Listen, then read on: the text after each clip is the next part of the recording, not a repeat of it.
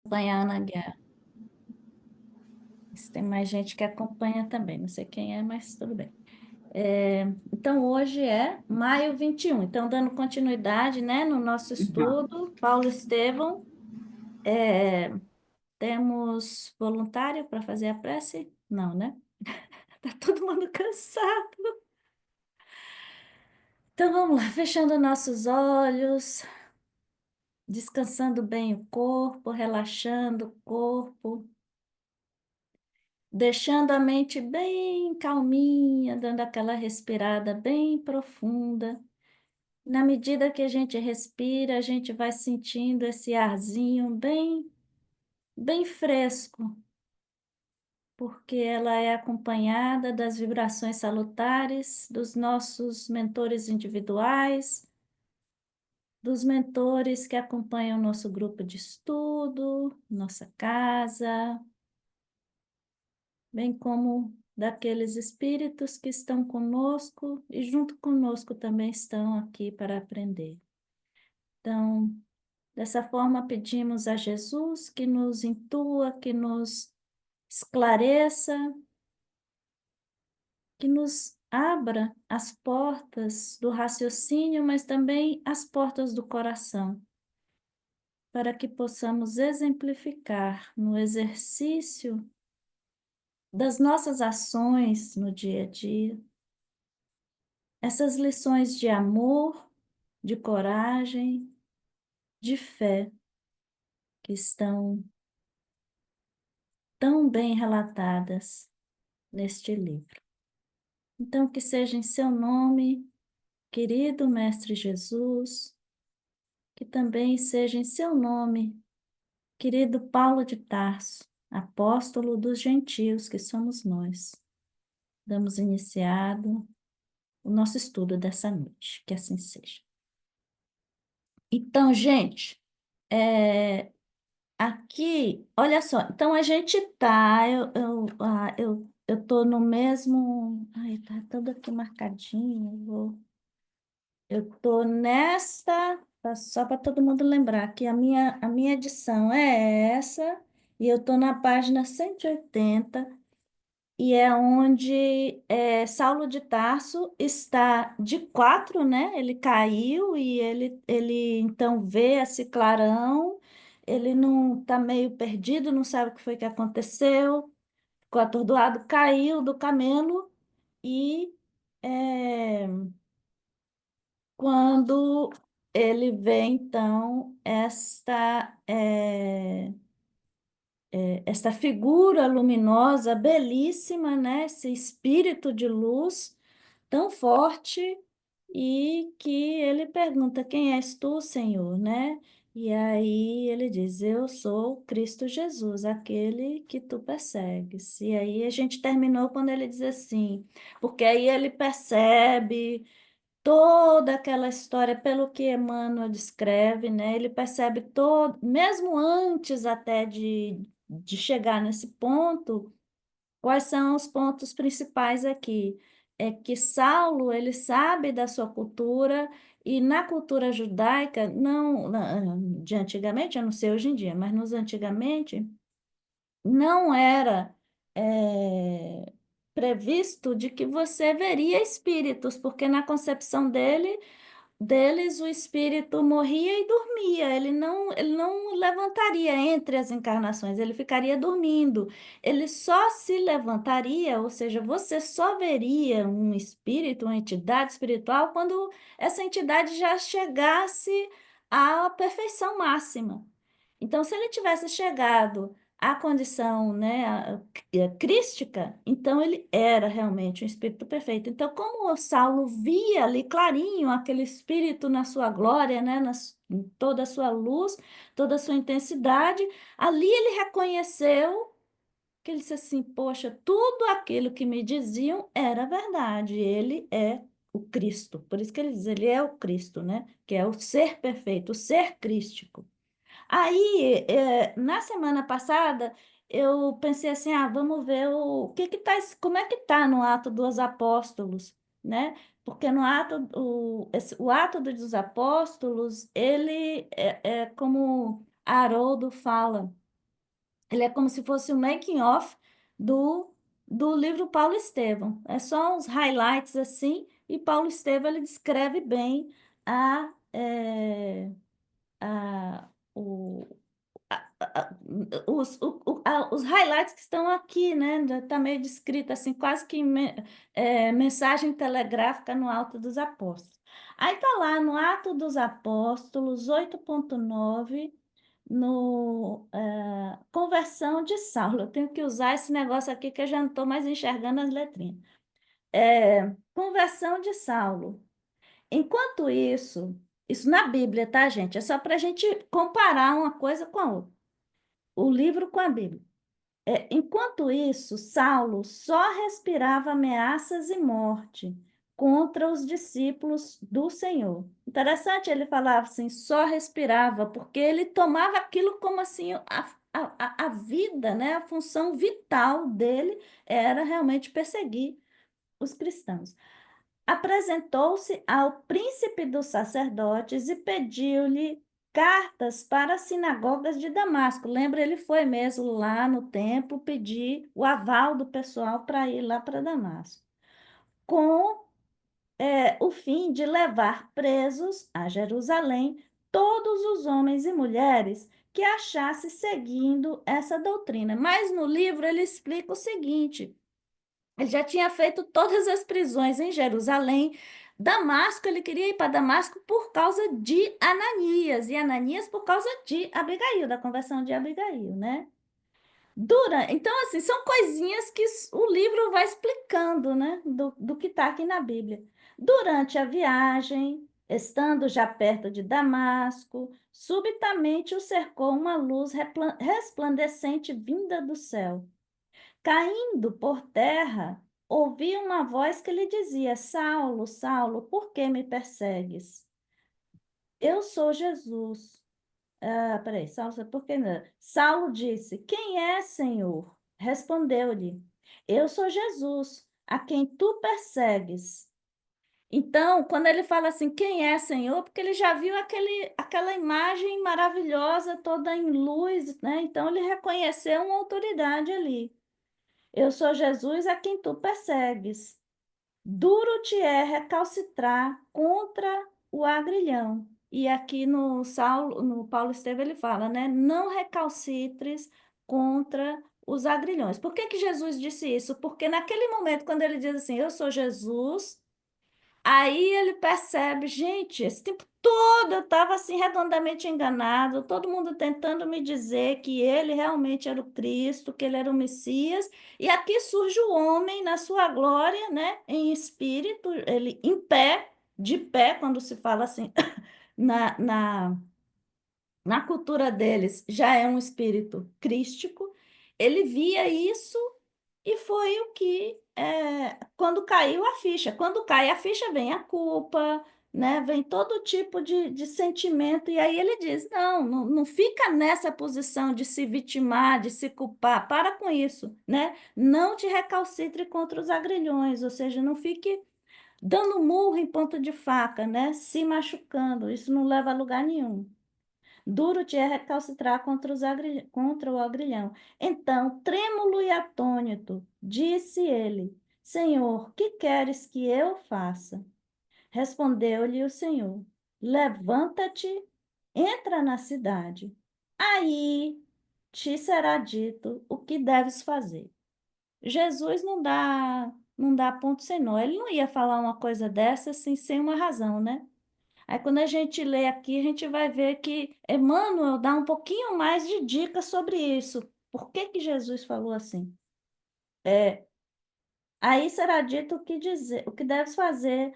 Os homens que o acompanhavam, que eram três, né? Jacó, Demétrios e Jonas.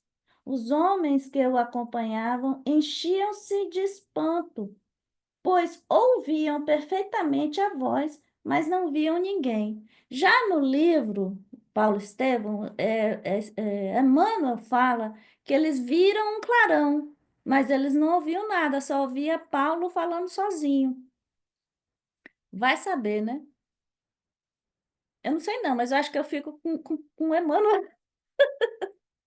Mas o fato é, só deram sentido a uma coisa, né? Aqui na Bíblia diz que eles ouviram. Eu acho que faz mais sentido eles terem visto o clarão e ouvido Saulo falando sozinho, o que faz mais sentido depois eles pensarem que Saulo estava louco, né? Aqui está dizendo assim: os homens que o acompanhavam enchiam-se de espanto, pois ouviam perfeitamente a voz, mas não viam ninguém. Saulo levantou-se do chão, abrindo essas Bíblias, a página é tão fininha. Ouvindo, porém, ah, Saulo levantou-se do chão, abrindo, porém, os olhos, não via nada. Tomaram-no pela mão e o introduziram em Damasco, onde esteve 3 dias sem ver, sem comer, nem beber. Então, bem assim sucinto, né? Aí ele diz, aqui voltando, isso, então é só isso que está no Ato dos Apóstolos.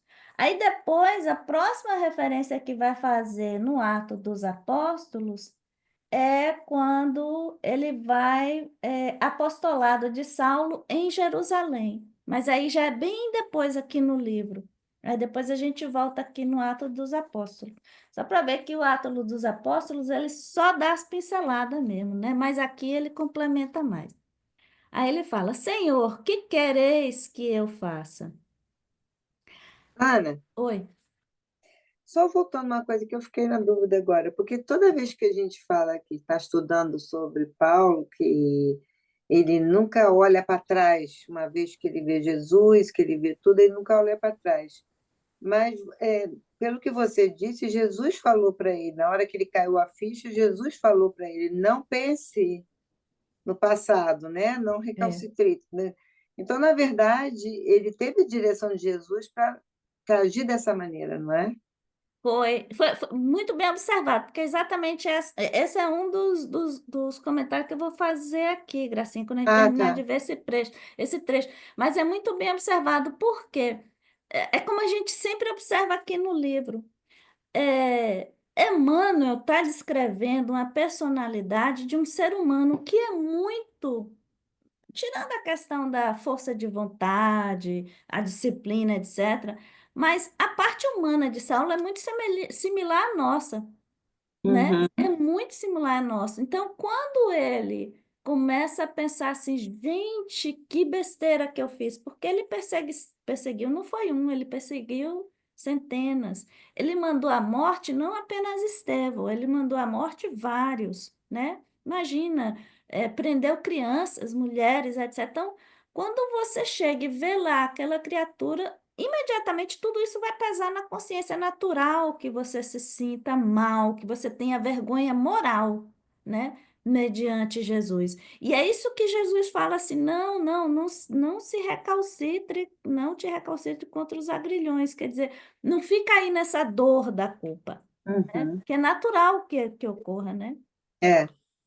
É, mas ele não é um homem de ficar voltando atrás, não.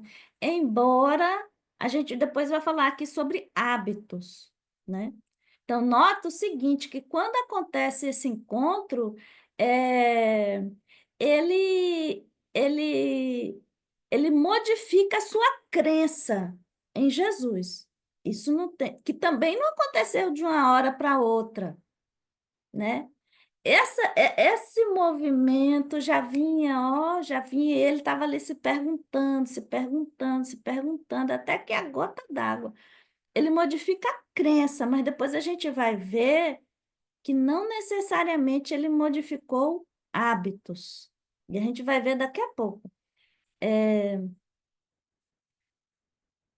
Senhor, o que quereis que eu faça? Aquela alma resoluta, mesmo no transe de uma capitulação incondicional, que isso é da personalidade dele, uma vez que ele se convence, assim como ele lutava incondicionalmente pela lei de Moisés, agora ele vai, né? agora ele, incondicionalmente, ele se rendeu à crença ao Senhor Jesus.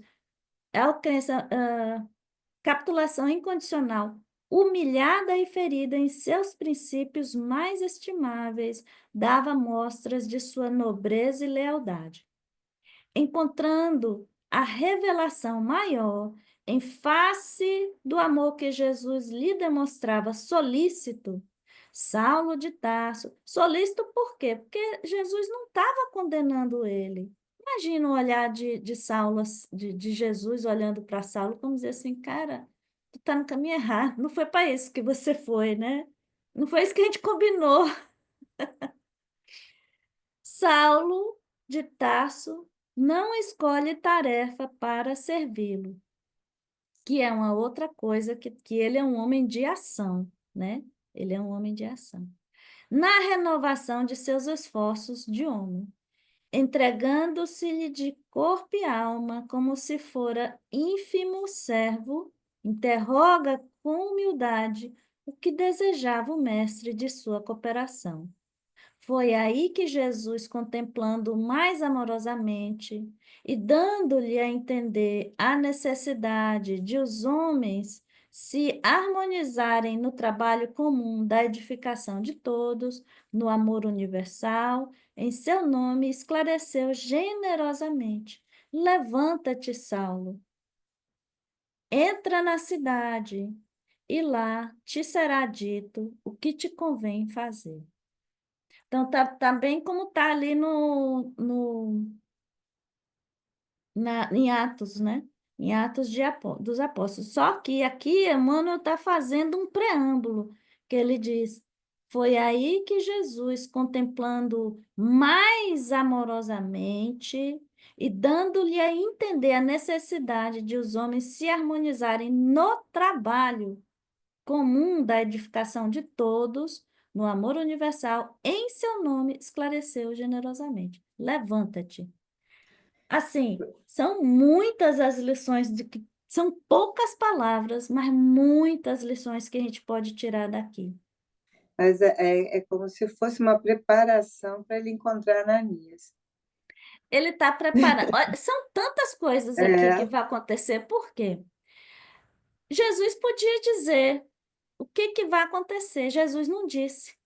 é. Se a gente lembrar, quando a gente começou que Saulo vai descrevendo a personalidade, que Emmanuel vai descrevendo a personalidade de Saulo, ele é um cara enérgico, cheio de energia, ele é de agir, ele é de tomar iniciativa, ele está sempre assim, pensando no próximo passo, né? Ele chega a ser ansioso, assim, no sentido de ele já estar pensando o que, que ele vai fazer em seguida, e Jesus chega para ele e fala assim: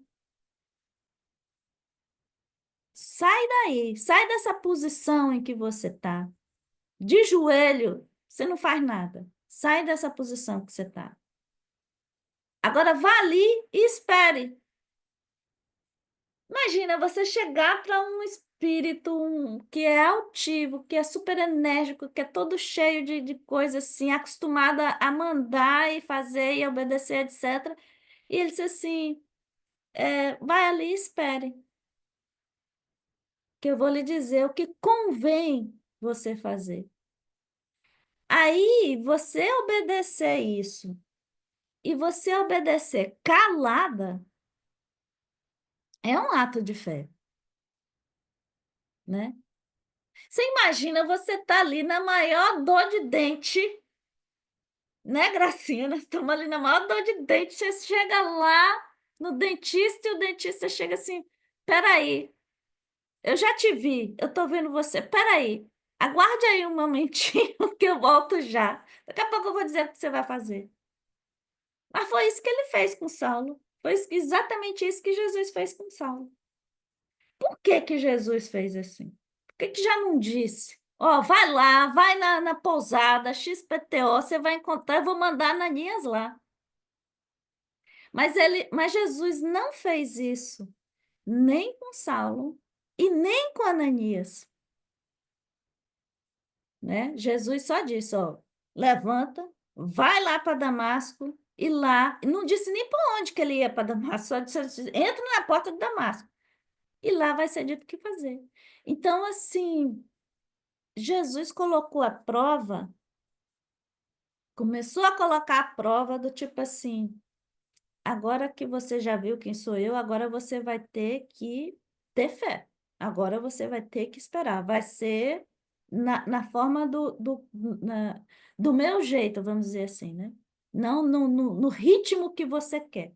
Mas vamos ver o quanto você sabe esperar. Outra coisa é o seguinte, é que ele já cego, quando ele se levanta, ele já está cego. É como se Jesus precisasse desses 3 dias para que ele fizesse esse mergulho interior. Paciência, exatamente, o teste da paciência, que é difícil, né? Você ter a paciência de esperar. Ele não sabia por quantos dias ele ia esperar, mas ele ia ficar cego, sozinho, e ele vai esperar pacientemente. Nesse de esperar, ele começa a mergulhar em si mesmo, e ele começa a pensar, né? A fazer esse exercício, esse burilamento interior. E é importantíssimo que ele faça isso. Outra coisa, quando a gente faz um paralelo aqui com nossa vida, todo mundo fala assim, mas um caso de Saulo é fácil, porque Jesus, né? Ele encontrou com Jesus, Jesus estava lá para dizer a ele o que fazer, né? Disse a ele exatamente o que fazer. E para a gente? Onde é que a gente vai encontrar? Jesus não diz nada para a gente o que fazer, né? A gente também cai do cavalo. Quer dizer, não é nem do cavalo, a gente também cai do camelo muitas vezes, às vezes até o elefante, né? A gente cai. E Jesus também fala, levanta, né? Jesus não quer que a gente fique lá só, né, lamentando, chorando no chão. Ele também fala para a gente, levanta. Mas aonde é que ele vai dizer para a gente o que fazer? A gente tem o evangelho, né? Jesus está lá. Ele dá vários sinais todos os dias, exatamente. A gente que está disperso. Mas fora isso, mesmo durante a dispersão, a gente pode abrir o evangelho. Então, na hora que chegar, caiu a majestade, caiu do cavalo, caiu do camelo, do elefante, a gente, sabe, aquela história, levanta, sacode a poeira, dá a volta por cima, pega nessa, dá a volta, no meio da volta, pega o evangelho e leia. Eu acho também que, né, também é aquela coisa do que está escrito também, né? Tem os olhos de ver, o ouvido de ouvir. Uhum, exatamente. Né? Exatamente. Então, Exatamente. você pode pegar o evangelho e você não ter os olhos de ver, não enxergar e nem prestar atenção. E você não está, exatamente, e você não enxergar ali uma lição para gente, né? Exatamente. Porque tem, né? Sempre vai ter. Uhum. É. Às vezes o orgulho não deixa a gente enxergar, né? Às Exato. vezes o comodismo não deixa, porque a gente sabe que é difícil. É o que a gente vai falar. Você vê que aqui, Saulo, ele modificou um hábito, ele modificou uma crença, mas ainda não modificou um hábito. E aqui, nesta palavra aqui que ele diz, levanta-te, Saulo, entra na cidade, ele começa a treinar Saulo para novos hábitos. O exercício da paciência, o exercício de fazer aquele movimento, enxergar dentro de si mesmo, né? E por aí vai. É, Cadê? É, Levanta-te, sim. Então, o moço tarcense não mais percebeu o vulto amorável, guardando a impressão de estar mergulhado no mar de sombras. Prosternado, né, curvado, é, continuava chorando, causando piedade aos companheiros. Nunca tinham visto ele chorar, né? Esfregou os olhos como se desejasse rasgar o véu que lhe obscurecia a vista, mas conseguia, tatear no seio das trevas, mas só conseguia tatear no seio das trevas densas. Aos poucos, começou a perceber a presença dos amigos que pareciam comentar a situação. Afinal, Jacó, dizia um deles, evidenciando a grande preocupação, que faremos agora? Acho bom, respondia o interpelado, enviarmos Jonas a Damasco, requisitando providências imediatas. É, cadê? Mas que se teria passado? Perguntava o velho respeitável que respondia por Jonas. Não sei bem, esclarecia Jacó impressionado. A princípio, notei intensa luz nos céus, está vendo? Aqui no Atos ele fala, eu ouvi, que ouviram vozes, mas aqui ele está dizendo, notei intensa luz nos céus, e logo em seguida ouvi que ele pedia socorro, ou seja, o que ele estava ouvindo era a voz de Saulo e não a voz de Jesus, né? Porque como está em Atos parece que ele ouvia a voz de Jesus e ele não, ele estava ouvindo a voz de Saulo. Ouvi que ele pedia socorro, nem tive tempo de atender, porque no mesmo instante ele caiu do animal sem poder esperar qualquer recurso. É, o que me preocupa, ponderava Demétrio, é esse diálogo com as sombras. Olha, gente, essa frase simples, o que me preocupa é esse diálogo com as sombras. Quem está dizendo isto é judeu da época, partidário, né, das mesmas crenças do antigo Saulo de Tarso, né? Que também não iria acreditar na visão de um espírito, porque se alguém tivesse visto um espírito bom, não era coisa boa. Se alguém tivesse visto um espírito, não era coisa boa. Não seria um espírito, porque só se via espírito se fosse crístico. Não era de supor ver um espírito. Então, é esse diálogo com as sombras. E é muito importante o que Emmanuel citar essa frase aqui, porque a gente pode pensar o seguinte: por que que Saulo não pensou a mesma coisa? Que ele estava vendo um sortilégio, né? Como, uma feitiçaria. Por que que Saulo não pensou? Porque já vinha ele, já, olha, pensando já muitas vezes, há muito tempo, e foram quatro motivos que fazia com que Saulo pensasse diferente, né? O primeiro dele foi toda a jornada, né? Todos os chamados de Jesus, Abigail, foi Estevão, Abigail, aquela paz nos olhos das pessoas que iam à tortura, mas não negavam Jesus, tudo isso, né? Todo esse caminhar de Saulo e ele ali se questionando, cara, que esse pessoal tem essa paz? Outro motivo foi essa cegueira, não só obrigou Saulo a olhar para dentro, mas também foi é como se fosse assim uma medida para que depois ele mesmo não pensasse que fosse uma impressão, um sonho. Não, era uma coisa real. Ele não ia ver por 3 dias e 3 noites. Então, assim, ele não podia ignorar aquilo. Ele não podia pensar, parece que eu vi, né? Que nem às vezes a gente tem uma visão assim, passa, sei lá, um segundo, aí fala, será que eu vi mesmo? Né? Mas a cegueira garantiu a ele dizendo assim: não, cara, isso aqui foi real. Foi o segundo motivo. Terceiro motivo, a autoridade moral de Jesus, né? É Jesus, não é Genese, né, minha gente, que está ali na frente dele. Então, a gente tem que dar esse pontinho.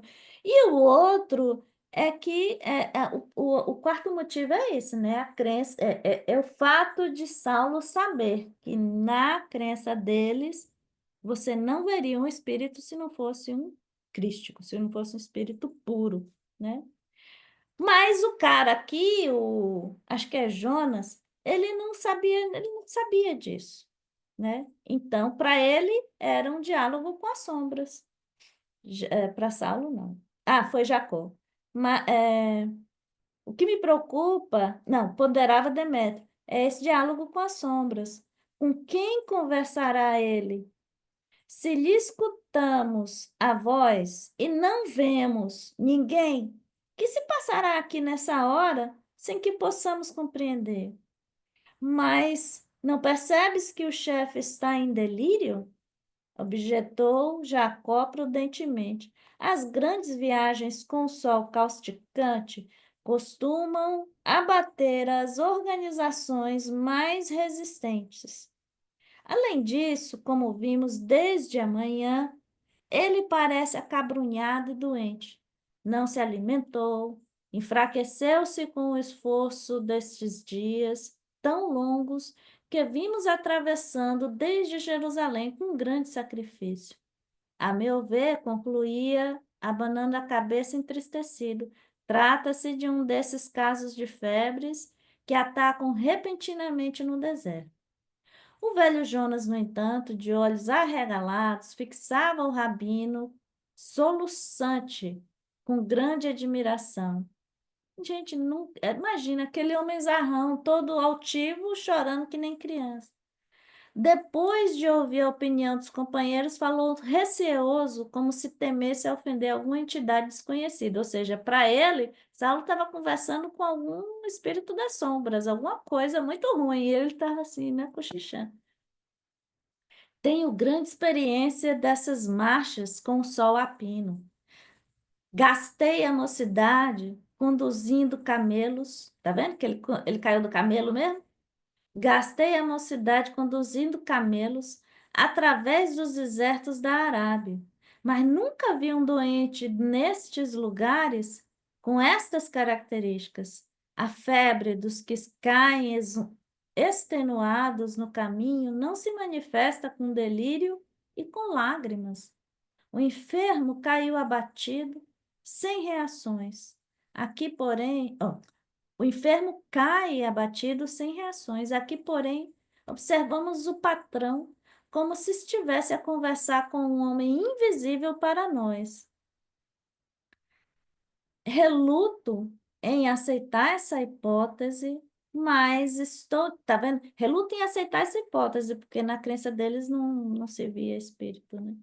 Mas estou desconfiado de que em tudo isso haja sinal dos sortilégios do caminho, ou seja, foi feitiçaria do pessoal do caminho, né? Saulo sabe que não, ele tá sabendo, está muito ciente do que ele está vendo. Depois a cegueira vai confirmar para ele que foi um- uma coisa real. Os seguidores do carpinteiro sabem processos mágicos que estamos longe de compreender. Eram as curas, né? Que ninguém entendia. Curava-se os cegos, curava-se leprosos, ninguém entendia isso. Não ignoramos que o doutor se consagrou à tarefa de persegui-los onde se encontrem. Quem sabe planejaram contra ele alguma vingança cruel. Ofereci-me para vir, olha que engraçado. Ofereci-me para vir a Damasco, é, ofereci-me para vir a Damasco a fim de fugir dos meus parentes que parecem seduzidos por essas doutrinas novas, onde já se viu curar a cegueira de alguém com a simples imposição das mãos. Entretanto, meu irmão curou-se com o famoso Simão Pedro. Só a feitiçaria, a meu ver, esclarecerá tais coisas. Vendo tantos fatos misteriosos em minha própria casa, tive medo de Satanás e fugi. Ele preferiu encarar uma viagem de 4 dias no deserto medonho do que ficar em casa em meio aos recém, né, é, recém-cristãos. Tive medo de Satanás, pois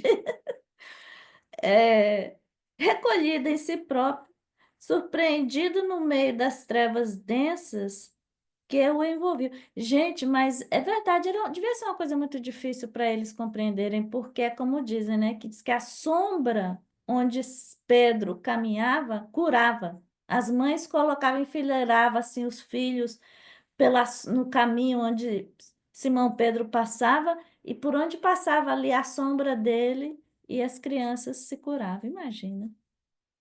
Isso é que é fé, né? Recolhido em si próprio, surpreendido no meio das trevas densas que o envolviam, Saulo escutou os comentários dos amigos, experimentando grande abatimento, como se voltasse exausto e cego de uma imensa derrota.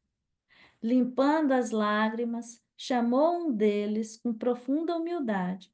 Acudiram todos solicitamente. Que aconteceu? Perguntou Jacó, preocupado e ansioso. Estamos aflitos por vossa causa. Estais doente, Senhor. Providenciaremos o que julgardes necessário. Saulo fez um gesto triste e acrescentou: Estou cego. Mas que foi? Perguntou o outro inquieto. Eu vi Jesus Nazareno. Disse contrito, inteiramente modificado. Mas assim, Emmanuel fala aqui, inteiramente modificado, mas a gente vai ver que essa modificação está na crença e não nos seus hábitos. Hábito é uma coisa ainda mais difícil da gente modificar, né? Jonas fez um sinal significativo como a afirmar aos companheiros que tinha razão. Entreolhando-se todos muito admirados, entenderam de modo instintivo que o jovem rabino se havia perturbado. Jacó, que era a pessoa de sua intimidade, tomou a iniciativa das primeiras providências e acentuou: Senhor, lamentamos vossa enfermidade. Precisamos resolver quanto ao destino da caravana. O doutor de Tarso, entretanto, revelando a humildade que jamais se coadunara com seu feitio dominador, deixou cair uma lágrima e respondeu com profunda tristeza: Jacó, não te preocupes comigo. Relativamente ao que me cumpre fazer, preciso chegar a Damasco sem demora. Quanto a vocês, e a voz reticenciosa, quebrantara-se dolorosamente, como premida de grande angústia, para concluir em tom amargo.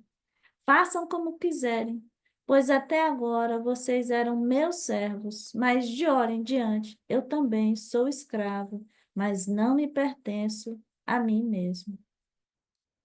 E é bem interessante ele dizer isso, porque aqui ele está dizendo assim, olha, é, eu tinha obediência e disciplina com relação à lei, né? A lei mosaica. Mas agora essa disciplina e essa obediência agora é voltada para Jesus. Então ele vê Jesus como mestre, como Senhor, e ele é o servo, né? É ele agora a servir a Jesus. É... Ante aquela voz humilde e triste, Jacó começou a chorar. Tinha plena convicção de que Saulo enlouquecera. Chamou os dois companheiros à parte e explicou: Vocês voltarão para Jerusalém com a triste nova, enquanto me dirigirei à cidade próxima com o doutor. A providenciar da melhor forma, a providenciar da melhor forma. Levá-lo-ei aos seus amigos e buscaremos o socorro de algum médico. Noto extremamente perturbado. O jovem rabino cientificou-se das deliberações quase sem surpresa. Imagina, era o servo a dar as ordens na caravana. Coisa realmente que não era Saulo, né? Conformou-se passivamente com a resolução do servo. Imagina, ele obedecendo o que o servo disse. Naquela hora, submerso em trevas densas e profundas, tinha a imaginação repleta de conjecturas transcendentes. A cegueira súbita não o afligia. Do âmbito daquela escuridão que lhe enchia os olhos da carne, parecia emergir o vulto radioso de Jesus aos seus olhos de espírito. Então, essa cegueira foi também uma outra coisa, foi uma espécie de um processo para começar a abrir os olhos da mediunidade de Saulo. Quando ele diz, né? Parecia emergir o vulto radioso de Jesus aos seus olhos de espírito. Ele começa a ver agora com os olhos da alma, né? Era justo que cessassem em suas percepções visuais. Era justo que cessassem as suas percepções visuais, a fim de conservar para sempre a lembrança do glorioso minuto de sua transformação para uma vida mais sublime. Ai, gente, isso aqui é demais. Imagina. A última coisa que ele viu, a última imagem que ele viu foi no rosto de Jesus, antes dele ficar cego. Não precisa mais ver, nunca mais, né? Você vai guardar ali para sempre. É, é bem interessante essa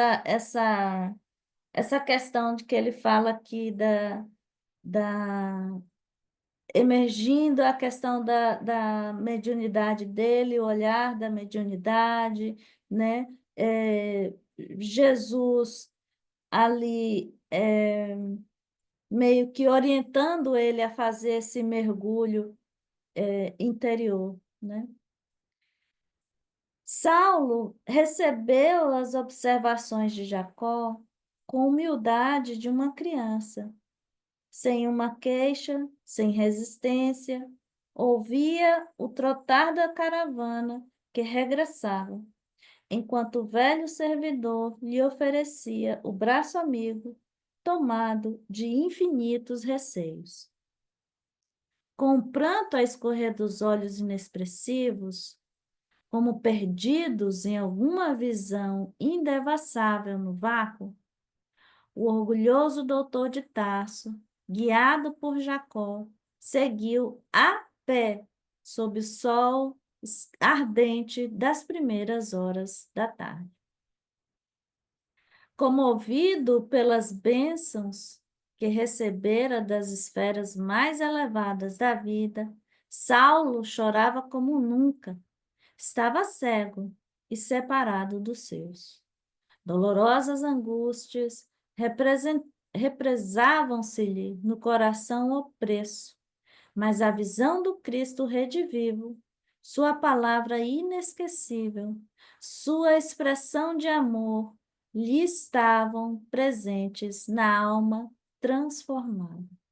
A alma dele transformou a sua crença, né? Essa visão, mas é como a gente sempre diz, não foi somente essa visão, foi todo um processo, foram vários chamados de Jesus. Porque se a gente for lembrar, teve uma outra criaturinha, que aliás foi a criaturinha que ditou esse livro, que também teve um encontro marcante com Jesus e não se transformou. Jesus também se encontrou com Públio Lentulus, né? Com o senador. Mas aqui com Saulo a história foi diferente, né? Foram vários os chamados para Emmanuel também, né? Há 2000 anos, mas muitos chamados. E Emmanuel sempre se fazendo de migué. Quer dizer, Públio Lentulus se fazendo de migué. Aqui não. Olha só, dolorosas angústias representaram-se-lhe no coração opresso, mas a visão do Cristo redivivo, sua palavra inesquecível. O que mais me impressiona nisso aqui é o que ele vai dizer. Sua expressão de amor. Imagina o olhar de Jesus, sua expressão de amor lhe estavam presentes na alma transformada. Jesus era o Senhor, inacessível à morte. Ele orientaria os seus passos no caminho, dar-lhe-ia novas ordens, secaria as chagas da vaidade e do orgulho. Olha como ele já vinha pensando.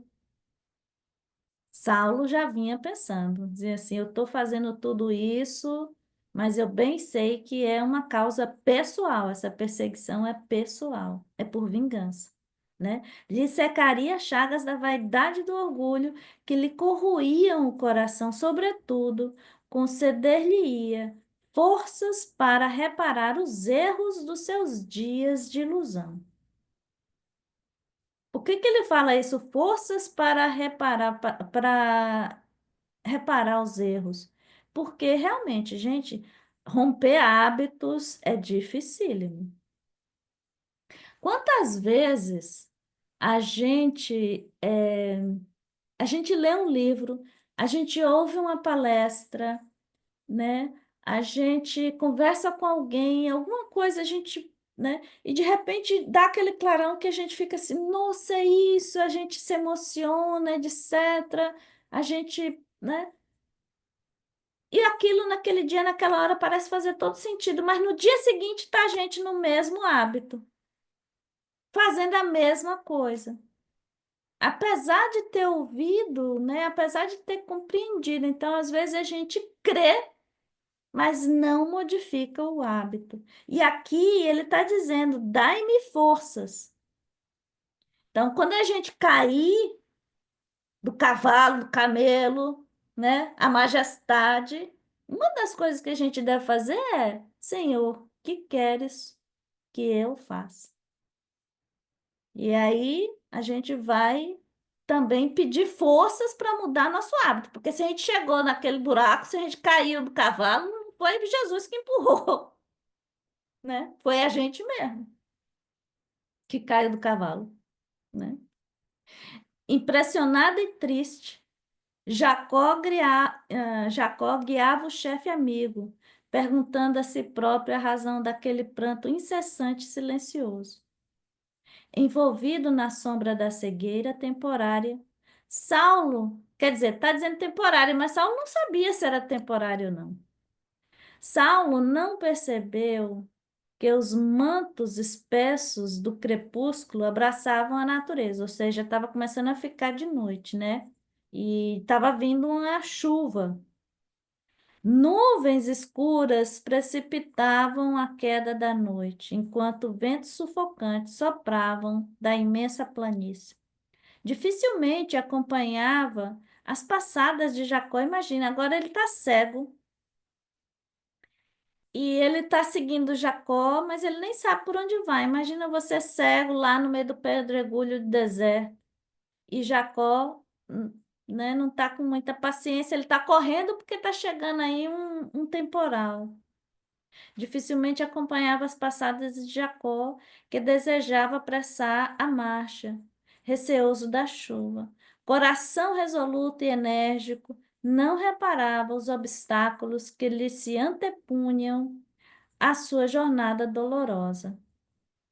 Faltava-lhe a visão, necessitava de um guia, mas Jesus recomendara que entrasse na cidade, onde lhe seria dito o que tinha de fazer. Era preciso obedecer ao Salvador, que o honrara com as supremas revelações da vida. Olha como ele é inteligente, né? Ele não fica pensando, mas por que será? Por que que Deus, por que que Jesus não me disse logo? O que que é isso? O que que ele quer de mim, etc. Ele tá dizendo, olha, ele me concedeu essa honra, então é preciso que eu obedeça, né? A passos indecisos, ferindo os pés em cada movimento inseguro, caminharia de qualquer modo para executar as ordens divinas. Será que a gente caminha de qualquer modo para executar as... A gente sempre quer controlar as coisas, nosso jeito, né? A gente não tem muita fé.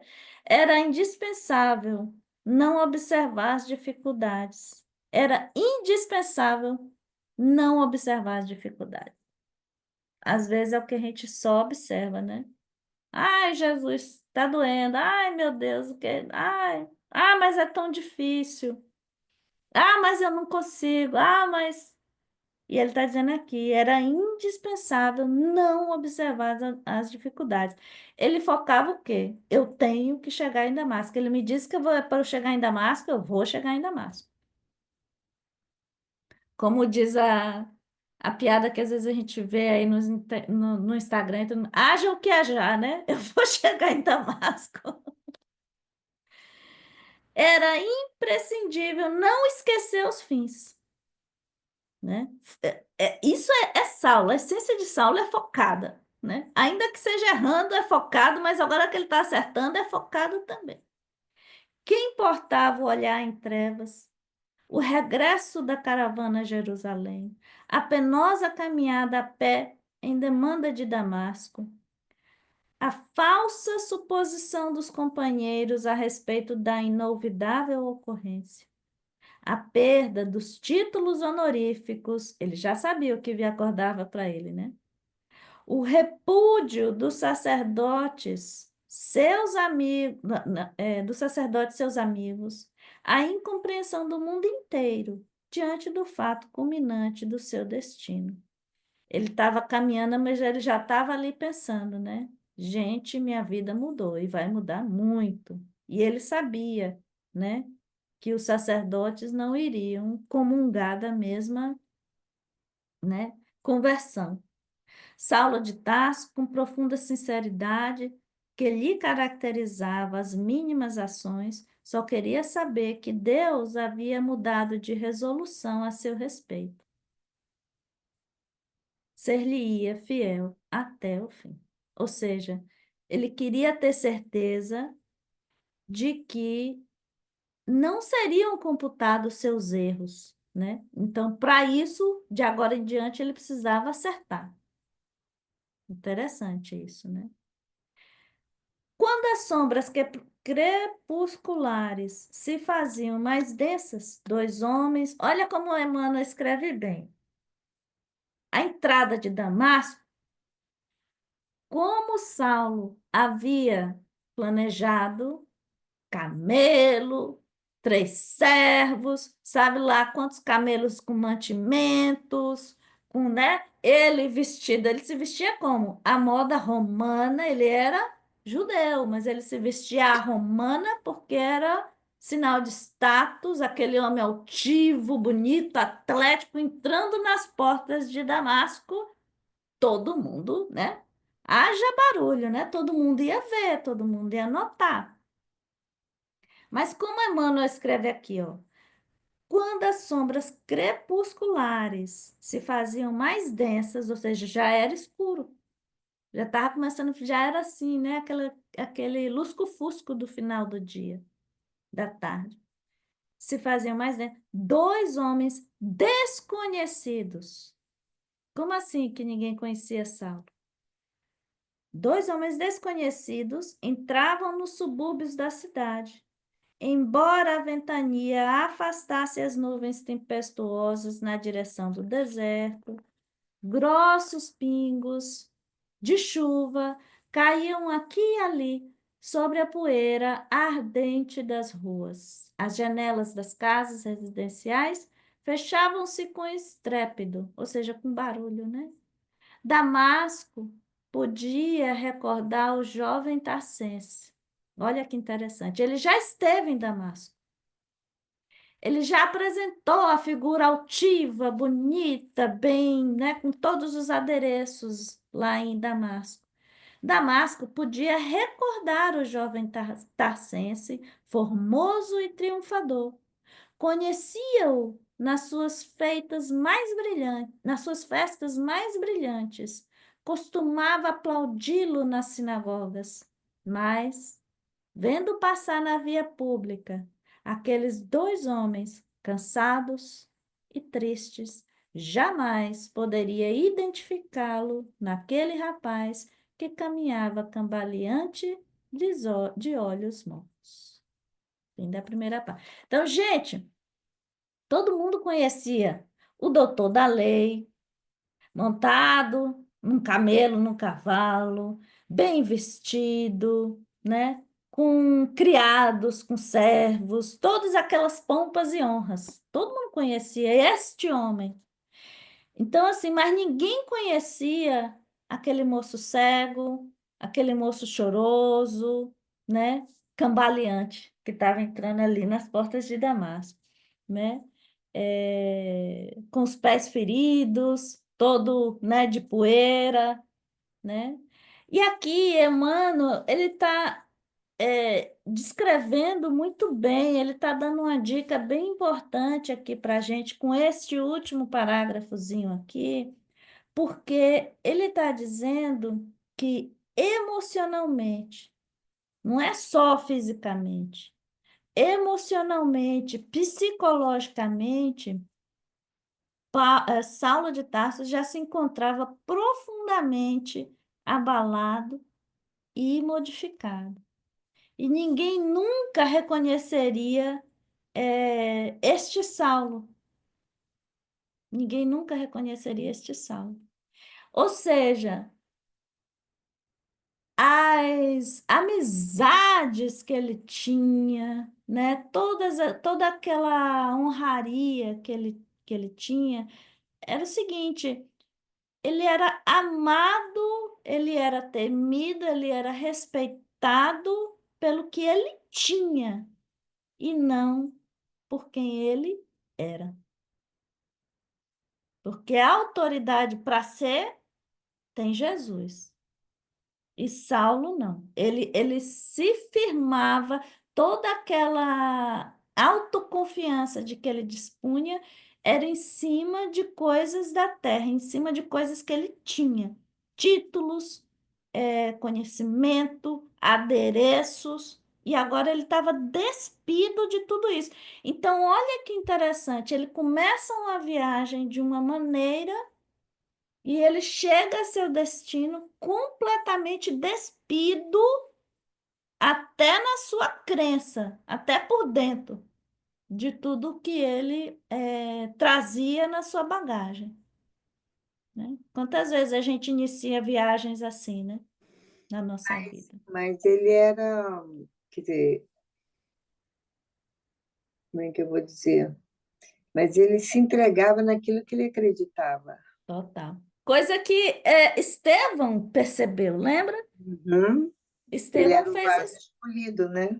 Estevão percebeu isso, que Estevão já no colo de Abigail morrendo, ele disse assim, olha, ele lutou bravamente pela lei. Isso é porque ele fez porque ele não conhece Jesus. No dia que ele conhecer Jesus, ele vai lutar da mesma maneira. E aqui ele já está mostrando que é assim. Ele Então, era agora, difícil, mas é o que é bacana nele que quando ele compreende e ele entende, né? E ele acredita ele se entrega, né? ele se entrega. É. Ele se Então, entrega. mais uma vez, é como o pessoal fala assim, mas assim, quando Jesus aparece, fica fácil. Gente, Jesus aparece para a gente tantas vezes assim, né? Tantas vezes. Às vezes vem na forma de uma dor, né? Aí a gente fica ali, né, se lamentando, se revoltando. Aí, quando for nessas horas, é só a gente lembrar, né? Saulo, não te recalcitre contra os agrilhões. Que a gente ainda, Levanta-te, anda, né? Vai até Damasco. Ou a seja, gente né? ainda quer que Jesus faça por nós, né? Então, olha só, a grande maioria, eu estava pensando nisso hoje, indo para o trabalho, que eu estava lembrando, eu disse, hoje é dia do Paulo Estevam. A gente tem. Por que Saulo, eu estava pensando nisso assim, engraçado, Saulo citar isso, de que ele era o servo. O servo, ele serve. Uhum. Então, daqui por diante, ele está a serviço de Jesus. Ele não vai ficar pedindo coisas. E na grande maioria das vezes que a gente cai do cavalo, a gente só fica pedindo. Pedindo, né? E na grande maioria das nossas preces, a gente pede, pede, pede, como se o servo fosse Jesus a nos servir. A gente esquece da prece de gratidão, de agradecimento, né? A gente esquece também de uma outra prece que é de louvor, né? Então, são esses três tipos de prece, mas que aqui Saulo, já desde o comecinho, ele está dizendo assim, não, o servo sou eu. Ele não vai ficar ali pedindo, né? A única coisa que ele pediu ali, ó, dai-me forças, né? Dai-me forças. É muito... Gente, esse livro você vai ler, ler, ler, ler, e vai aparecer É, sempre muita coisa para a gente se é a parte. espelhar, né? É. É isso aí, meninas. A partir Olha, do momento que ele disse, né, Senhor, o que queres que eu faça, ali já se mostrou como certo, já se dobrou como certo, né? é difícil a gente É chegar a entrega, né? Exatamente, a entrega é difícil a gente chegar no momento da dor, né? Dizer assim, gente, o que que eu tenho que aprender com isso? É a mesma coisa de você dizer assim, Senhor, o que queres que eu faça? O que que eu tenho que aprender? Porque a verdade é, né?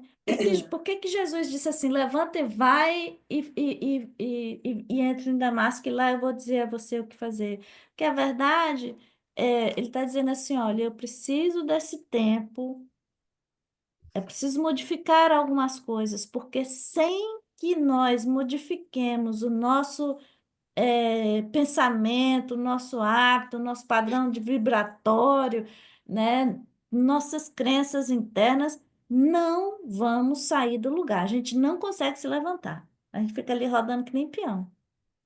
A gente só vai sair do lugar quando a gente. E assim, eu até me consideraria meio hipócrita falando disso só por falar, mas a verdade, assim, eu me lembro quando eu tive meu segundo filho e eu precisei tomar morfina, porque a minha anestesia não pegou, e surtiu um efeito, a droga surtiu um efeito, quer dizer. Foi bom por um lado, eu não senti a dor, mas a droga surtiu um efeito estranho. E eu fiquei assim. Eu sei que tem a depressão pós-parto, mas eu acho que a questão da morfina meio que deflagrou um pouquinho isso. E eu me lembro assim, eu passei dias muito ruins, me sentindo muito estranha. E uma coisa que eu comecei a fazer, chegou um momento que eu disse assim, não, eu não posso ficar aqui nesse lugar, eu tenho que fazer alguma coisa para sair daqui, né? Foram dois momentos que isso aconteceu comigo e eu tomei o mesmo passo. Quando nasceu o Henrique e também um momento depois, nossa, foi muito ruim, uma decepção muito ruim. E, foi muito doloroso, mas eu comecei a fazer a pinturas em tecido e coisas assim para ajudar o pessoal lá da Casa da Criança com Câncer, lá no Salvador. E foi nesse movimento que eu saí, eu tirei o foco da minha dor e botei e coloquei o foco assim. Eu fiquei olhando as mães com suas crianças com câncer, entendeu? Ao sofrimento das crianças e tudo mais. E preferi olhar para esse lado, né? E de fato foi isso, foi essa a alavanca que me tirou do lugar, daquele lugar ali, daquele buraco onde eu estava. Então, assim, enquanto a gente não muda, não faz alguma coisa para a gente mudar nosso padrão vibratório, a gente não sai daquele lugar onde a gente É. está parado. Então é isso, meninas. Eu vou. Ah, peraí.